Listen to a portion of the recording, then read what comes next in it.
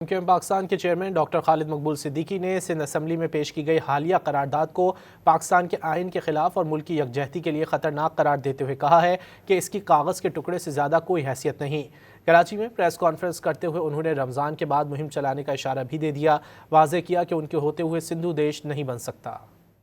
یہ جو قرارداد ہے سندھو دیش کے خواب کو زندہ رکھنے کی قرارداد، یہ ریولوشن ہمارے کسی مطالبے کے لیے پاکستان کے آئین، پاکستان کی ریاست، پاکستان کے وجود اور پاکستان پیپلز پارٹی کے لیڈر کے خلاف جو یہ قرارداد پیش ہوئی ہے پاکستان کی تقسیم کی سازش کے برابر۔ کاغذ کا کوئی ٹکڑا ہے یار، اس کی کوئی اہمیت نہیں۔ آئین سے متصادم کوئی چیز نہیں منظور ہو سکتی ہے، انلیگل ہے، غیر قانونی ہے، غیر آئینی ہے، غیر جمہوری ہے۔ یہ کاغذ کے ایک نفرت نامے سے زیادہ اس کی حیثیت کوئی نہیں۔ آرٹیکل 48 کا کلاس 6 اگر عوام کہتی ہے کہ ہمیں نیا صوبہ چاہیے تو یہ غداری ہو گیا۔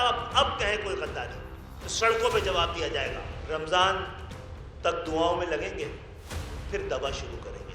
پنجاب میں بیٹھ کر صوبے بنانے کی بات کرتے ہیں، سرائیکی صوبے کی، جو پنجاب میں بیٹھ کر آرٹیکل 140 کی بات کرتے ہیں۔ اس سے دوسرا ملک ہے میرے بھائی، اگر تمہارے دماغ میں بھی تو ہمارے ہوتے ہوئے ہونا نہیں ہے جناب یار۔ ایک بار مردم شماری ٹھیک ہو گئی اور ہونی ہے تو اس کے بعد یہ مطالبہ شفٹ ہو جائے گا، میں بتا رہا ہوں آپ کو۔